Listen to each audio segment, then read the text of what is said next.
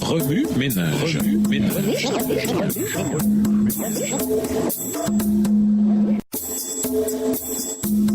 Remue ménage.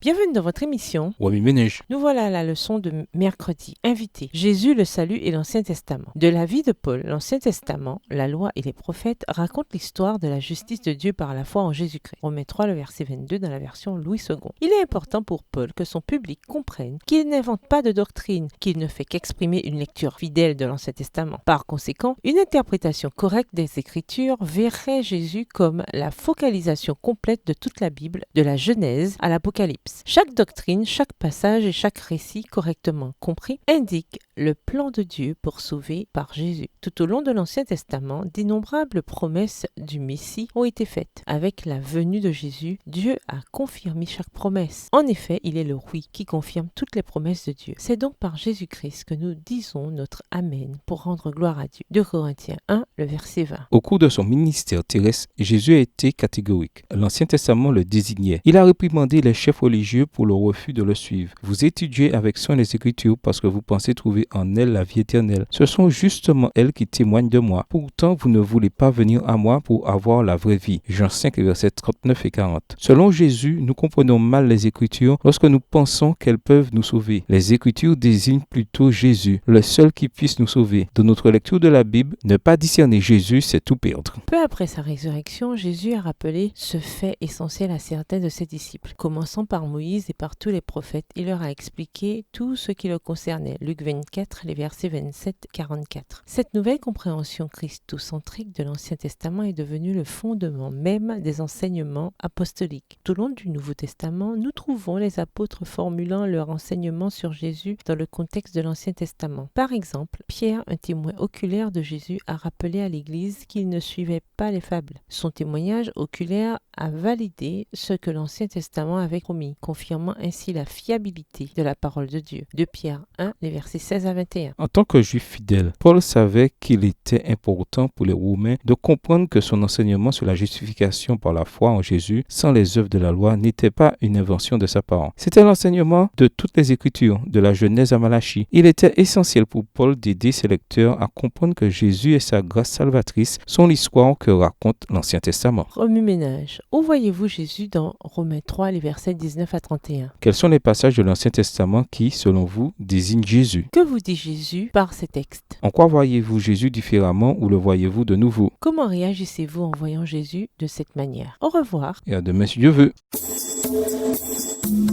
Remue ménage. Remue ménage.